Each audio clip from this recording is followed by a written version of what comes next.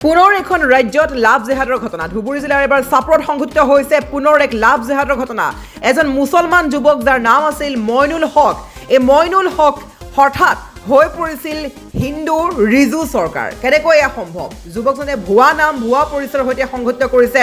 লাভ জেহাদৰ দৰে ভয়ংকৰ কাণ্ড এগৰাকী হিন্দু নাবালিকাৰ সৈতে ভয়ংকৰ কাণ্ড সংঘটিত কৰিছে মইনুল হক ওৰফে ৰিজু চৰকাৰে নিজৰ নাম পৰিচয় সকলো ভুৱাকৈ প্ৰদান কৰি নাবালিকাগৰাকীক প্ৰেমত পেলাইছিল যুৱকগৰাকীয়ে তাৰ পাছতে এই সমগ্ৰ ঘটনা পোহৰলৈ আহিছে ৰাজ্যত ইটোৰ পিছত সিটো লাভ জেহাদৰ ঘটনা সংঘটিত হৈছে আৰু এই ঘটনাই এতিয়া সমগ্ৰ অঞ্চলটো চাঞ্চল্য সৃষ্টি কৰা পৰিলক্ষিত হৈছে আমি এই মুহূৰ্তত দেখাই আছো সম্পূৰ্ণ দৃশ্য এয়া হৈছে ধুবুৰী জিলাৰ চাপৰৰ দৃশ্য চাপৰত সংঘটিত হৈছে লাভ জেহাদৰ ঘটনা ৰাজ্যৰ বিভিন্ন প্ৰান্তে প্ৰান্তে সংঘটিত হৈছে লাভ জেহাদৰ ঘটনা এবাৰ পুনৰ পোহৰলৈ আহিছে চাপৰৰ এটা কাণ্ড এগৰাকী মুছলমান যুৱকগৰাকীৰ নাম আছিল মইনুল হক আমি বাৰে বাৰে কৈছোঁ তেওঁৰ নাম আছিল মইনুল হক কিন্তু তেওঁ মইনুল হক নাম কোৱাৰ পৰিৱৰ্তে তেওঁ এটা ভুৱা নাম কৈছিল ৰিজু চৰকাৰ তেওঁ নিজকে হিন্দু বুলি পৰিচয় দি ৰিজু চৰকাৰ নাম বুলি কৈ তেওঁ ভুৱা নাম ভুৱা পৰিচয় দি এগৰাকী হিন্দু নাবালিকাৰ সৈতে চিনাকি হৈ প্ৰেমৰ সম্পৰ্ক গঢ়ি তুলিছিল আৰু তাৰ পাছতে এতিয়া পোহৰলৈ আহিছে সমগ্ৰ ঘটনা মইনুল হকে কিদৰে নিজৰ নাম পৰিচয় সকলো ভুৱাকৈ প্ৰদান কৰি এগৰাকী হিন্দু নাবালিকা যুৱতীক নিজৰ প্ৰেমত পেলাইছিল তাৰ পাছতে এই ঘটনা পোহৰলৈ আহিছে ৰাজ্যত পুনৰবাৰ যেন সংঘটিত হৈছে লাভ জেহাদৰ ঘটনা আমি পুনৰ কৈছোঁ এতিয়া চাঞ্চল্যৰ সৃষ্টি হোৱা পৰিলক্ষিত হৈছে যুৱকগৰাকীয়ে মিছা পৰিচয় দি নিজকে হিন্দু যুৱক বুলি পৰিচয় দিছিল নিজৰ নামটো ৰিজু চৰকাৰ বুলি পৰিচয় দিছিল নাম ঠিকনা সকলো ভুৱাকৈ যুৱতীগৰাকীৰ আগত বিশ্লেষণ কৰিছিল আৰু যুৱতীগৰাকীয়ে যুৱকজনক হিন্দু বুলি প্ৰেমত পৰিছিল কিন্তু অৱশেষত সকলো তথ্য পোহৰলৈ আহিছে যুৱকজন প্ৰকৃততে হিন্দু ৰিজু চৰকাৰ নহয় তেওঁৰ নাম প্ৰকৃততে মইনুল হক আৰু তেওঁৰ ঘৰ আছিল চাপৰত সমগ্ৰ ভুৱা তথ্য দি এগৰাকী হিন্দু যুৱতীক প্ৰেমৰ জালত পেলাইছিলে এইগৰাকী মুছলমান যুৱক মইনুল হকে আৰু তাৰ পাছত দেখিবলৈ পোৱা গৈছে এতিয়া সমগ্ৰ ঘটনা পোহৰলৈ আহিছে যুৱতীগৰাকীক মিছা কথা কৈ মিছা প্ৰলোভনেৰে প্ৰেমত পেলাইছিল হিন্দু বুলি নিজকে পৰিচয় দি লাভ জেহাদৰ ঘটনা সংঘটিত কৰিছে আৰু ৰাজ্যত ইটোৰ পিছত সিটো সংঘটিত হৈ গৈছে লাভ জেহাদৰ ঘটনা আৰু এই সন্দৰ্ভত সম্পূৰ্ণ দৃশ্যৰ লগত যদি মন্তব্যও আছে আমি শুনিব চেষ্টা কৰিছোঁ আমি ৰাষ্ট্ৰীয় বজৰং দলৰ ধুবুৰী ডিষ্ট্ৰিক্টৰ ফালৰ পৰা আহিছোঁ আমি আন্তঃৰাষ্ট্ৰীয় হিন্দু পৰিষদৰ পৰাও আহিছে আৰু মহিলা পৰিষদ আহিছে ইয়াত উপস্থিত হ'লোঁ যেতিয়া আমি খবৰ পালোঁ যে ইয়াতে মহিষ বাতান বুলি এখন গাঁও তাতে এজন হিন্দু ছোৱালী মানে মাইনৰ ছোৱালী হয় এইটো মানে এটা মুছলিম জেহাদীয়ে যেনেকা মানে প্ৰেমৰ জালত পেলাইছিলে যিখিনি ঘটনা আমি অহাৰ পিছত জানিব পাৰিলোঁ যে এইখিনি আচলতে লাভ জেহাদী বুলি কয় আৰু আমি গম পোৱা মতে সিহঁতৰ লগত মানে কিবা সম্পৰ্ক বনাইছিলে ল'ৰাৰ নিচিনা সম্পৰ্ক এনেকা কৰিছে আৰু ছোৱালীজনে আৰু মাকেজনে কোৱা মতে যে আমাক আগত এনেকা হিন্দু সম্পৰ্ক মানে নাম জনাইছিলে ৰিজু চৰকাৰ বুলি আৰু তাৰপিছত দুমাহ পিছত ৰাইজৰ মানুহে গম পালে যে ইয়াতে কিবা এটা গণ্ডগোল হৈ আছে যে এইটো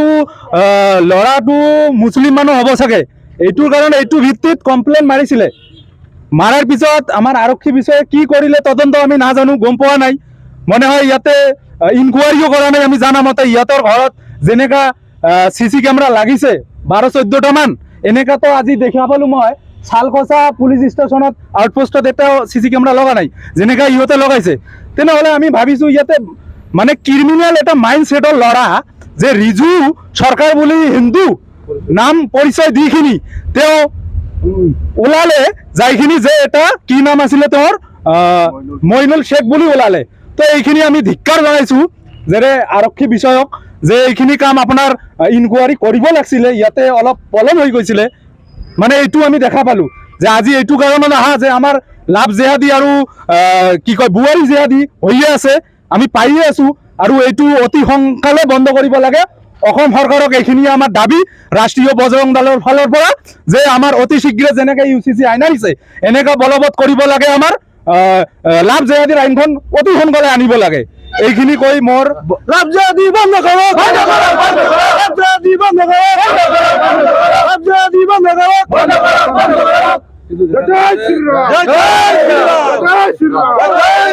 দাদা, দেখা পোৱা গৈছে কিন্তু যেতিয়া ল'ৰাটোক কিন্তু ইতিমধ্যে জেল হাজতলৈ প্ৰেৰণ কৰিছে। এতিয়া আমি আহিলো ছাৰৰ ওচৰত দৃষ্টিগোচৰ কৰিলো যে কি কি লাগিছিলে, এইটো ভিত্তিত কোনটো ভিত্তিত লৈ গৈছে, গাঁৱৰ মানুহৰ ভিত্তিত কমপ্লেইনৰ ভিত্তিত লৈ গৈছিলে। কিন্তু এনেকে নহয়, তাত জানিব লাগিছিলে, ইনকুৱাৰী কৰিব লাগিছিলে চালকচা আৰক্ষীৰ, কিন্তু এইটো কৰা নাই। আমি জানা মতে দেখা পালো যে ক'লে যে এইখিনি হোৱা নাই, কাৰণ কমপ্লেইন আহিছে, মাকৰ কমপ্লেইন অহা নাই। তেতিয়া আমি গ'লো, যাইখিনি তাৰ ঘৰত আমি তাৰ মাকৰ লগত কথা পাতিলো। কথা পতাৰ পিছত আমি গম পালো যে ইহঁতৰ মাক ফুচলাইখিনি, মাৰ বেটাৰ সম্পৰ্ক দিখিনি, মানে হিন্দু নাম লৈখিনি এনেকা জিহাদ কৰিছে। কৰাৰ পিছতে সিহঁতৰ মা ক'লে যে মই জানা পালো কেতিয়া, যেতিয়া সিহঁতে ৰাইজৰ কমপ্লেইনত আনিছিলে ল'ৰাজনক, যেতিয়া কত চাপৰ লৈ ল'ৰাটোক প্ৰেৰণ কৰাতে তেওঁ ল'ৰাজনে কৈছিলে তাৰ মাকক যে মই হিন্দু ল'ৰা নহয়, মই মুছলিম ল'ৰা। এইখিনি জানা পালো। আৰু জানাৰ পিছত যে এতিয়া চালকচ আৰক্ষীয়ে এই যে ছোৱালীজনীৰ ঘৰত তদন্ত কৰিব গৈছিল নেকি? এতিয়া তদন্ত কৰিব যোৱা নাই। এইখিনি আমাৰ মানে ছাৰক আমি জনালো ভালকে যে ইয়াতে আমি আন্দোলন কৰিব অহা নাই, আৰু যদি ইয়াতে যদি কিবা পলম কৰে আমি থানাক হিৰো কৰিবৰ কাৰণে একদম সাজু আছো। এইটো ৰাষ্ট্ৰীয় বজৰং দলৰ পৰা জয় জয় শ্ৰীৰাম, জয় শ্ৰীৰাম।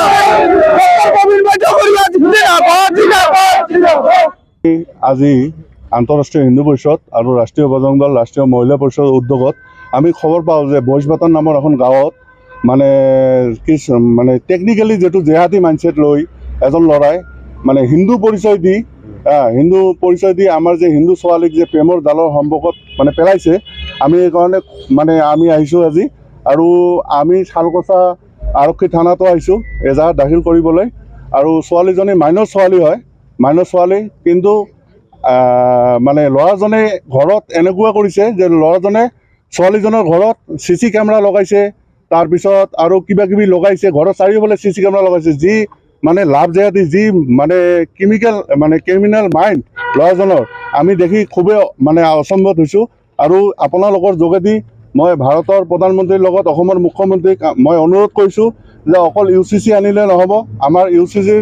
লগতে লাভ জেহাদৰ যিটো আইন সেইটো অতি সোনকালে প্ৰণয়ন কৰিব লাগে, এইটো দাবী জনাইছোঁ। আৰু যিটো ঘটনা ইয়াত সংঘটিত হৈছে,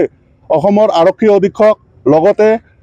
অসমৰ প্ৰধানমন্ত্ৰীক, অসমৰ মুখ্যমন্ত্ৰীক মই অনুৰোধ কৰিছোঁ যে অতি সোনকালে এইখিনি ঠাইত আপোনালোকে দৃষ্টিগোচৰ কৰক আৰু যিজন দোষী তাক উপযুক্ত শাস্তি দিয়ক, নহ'লে ইনকাউণ্টাৰ কৰক। এইখিনি আমি দাবী জনাইছোঁ।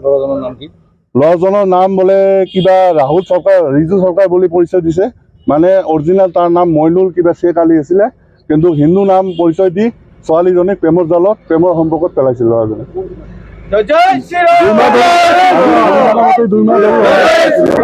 ঘৰত 2 মাহ ধৰি আছিলে, 2 মাহ ধৰি ল'ৰাজনে নিজৰ পৰিচয় লুকুৱাই মানে ছোৱালীৰ ঘৰত আশ্ৰয় লৈছিল।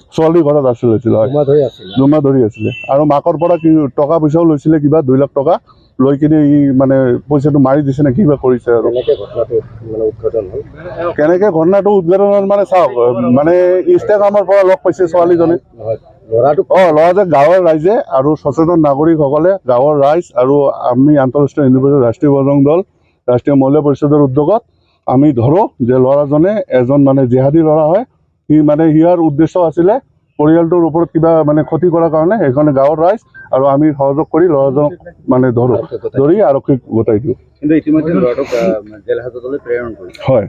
ল'ৰাটোক জেল হাজতলৈ প্ৰেৰণ কৰিছে, কিন্তু কালি যিটো আছিলে, কালিৰ FIR-টো অলপ নৰ্মাল আছিলে। আজি আমি আৰু ফেমিলিৰ লগত আলোচনা কৰিলোঁ। তাৰ মাকে ক'লে যে ল'ৰাজনে ইমান দিন হিন্দু বুলি জানিছিল, কিন্তু আচলতে ল'ৰাজন হিন্দু নহয়, মুছলমান ল'ৰা হয়, আৰু ইয়াৰ পৰিচয় লুকাই ছোৱালীজনৰ লগত সম্পৰ্ক স্থাপন কৰিছে। ভয়ংকৰ ঘটনা যে ছোৱালীজনী নাবালিকা। হয়, অতি ভয়ংকৰ ঘটনা। ছোৱালীজনী মাইনৰ হয়, আৰু ছোৱালীজনীৰ বয়স আমি জনামতে 16 বছৰমান হৈছে। সেইকাৰণে মই অনুৰোধ কৰিছোঁ অসম আৰক্ষী অধীক্ষকক আৰু লগতে অসমৰ মুখ্যমন্ত্ৰীক, আপোনালোকে প্লিজ এইখিনি বিষয়ত দৃষ্টিগোচৰ কৰক, কাৰণ এনেকুৱা জেহাদী আমাৰ সমাজত থাকিব নালাগে। আৰু অতি সোনকালে লাভ জেহাদ আইনখন প্ৰণয়ন কৰক, নহ'লে এনেকুৱা জেহাদী দিনক দিনে ভয়াৱহ ৰূপত এনেকুৱা ঘটনা বৃদ্ধি পাই আছে, আৰু এনেকুৱা মানুহক অতি সোনকালে চিনাক্ত কৰি ইনকাউণ্টাৰ কৰক। এইখিনি দাবী জনাইছোঁ।